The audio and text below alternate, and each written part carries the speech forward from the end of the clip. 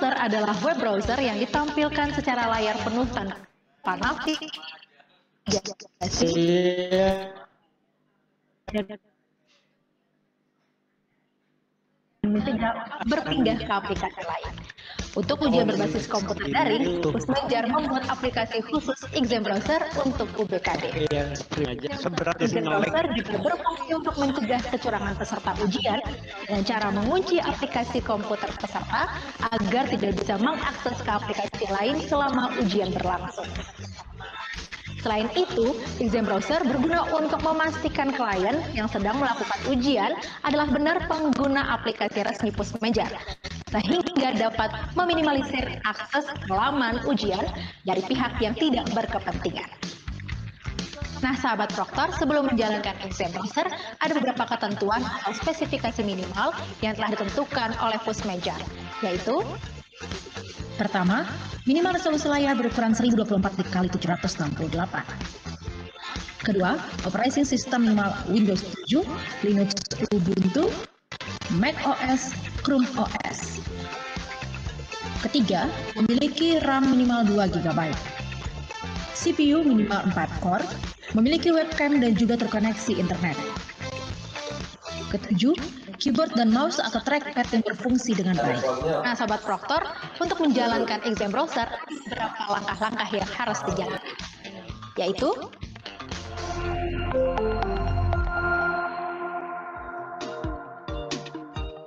pertama, unduh Exam Browser klien melalui laman UBKD.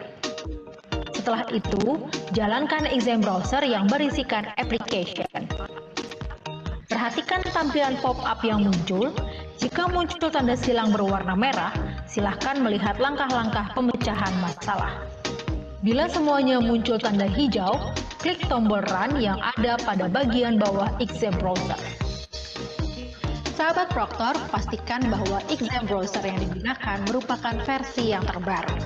Untuk kelancaran ujian, satu lokasi ujian harus menggunakan Exam Browser versi terbaru yang sama. Sahabat Proktor bisa mengetahui versi Exam Browser yang digunakan pada bagian bawah tampilan halaman login peserta.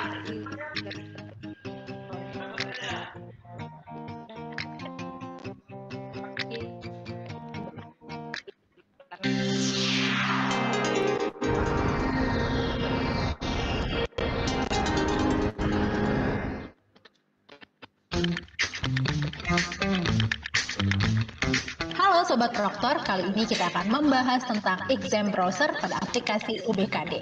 Nah, sebelumnya kalian sudah tahu belum sih apa itu Exam Browser pada aplikasi UBKD?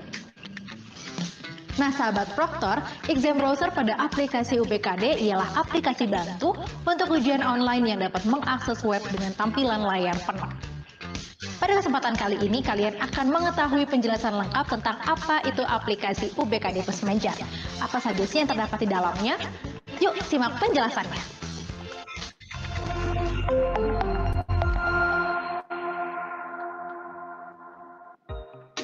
Pertama, pada laman login, peserta wajib memasukkan username dan password yang didapat dari laman UBKD. Pastikan username dan password yang dimasukkan sesuai.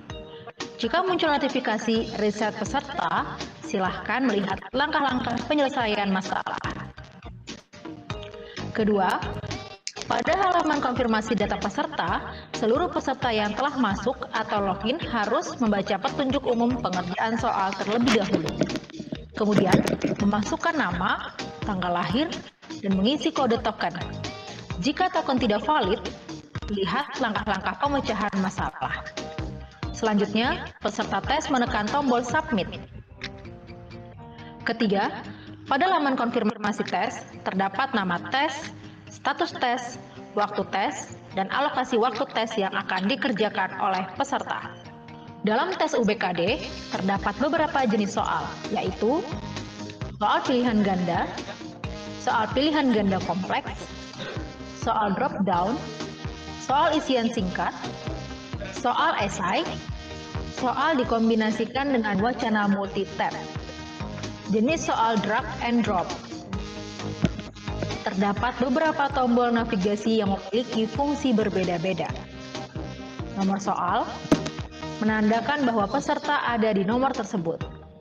Informasi soal berfungsi untuk menjelaskan jenis soal dan cara menjawabnya.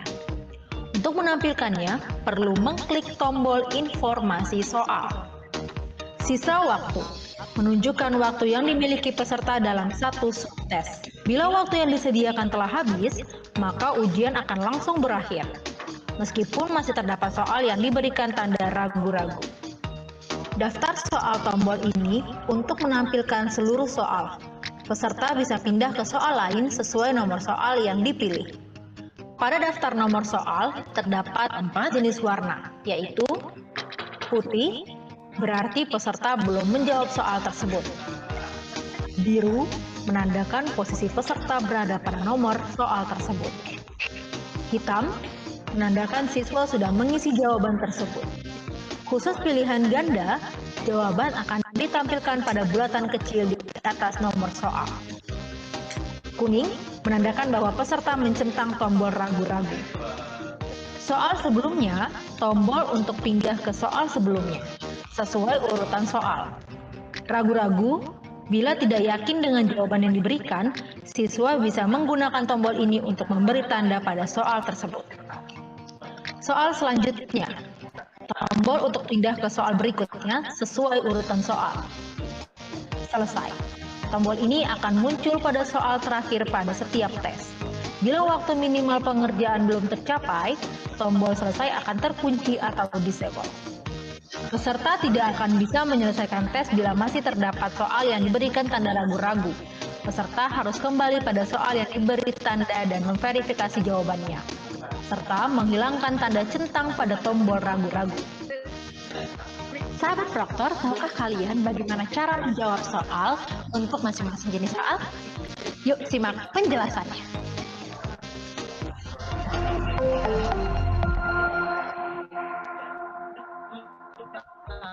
Jenis soal pilihan ganda. Untuk jenis soal ini, peserta hanya bisa memilih salah satu dari beberapa pilihan yang tersedia. Peserta dapat menjawab menggunakan tombol yang ada pada keyboard sesuai pilihan atau menggunakan. Silakan untuk melakukan sharing ke roomnya masing-masing ya. Kita akan mulai. Kita tunggu 1 menit ya biar teman-teman bisa sharing ke roomnya masing-masing.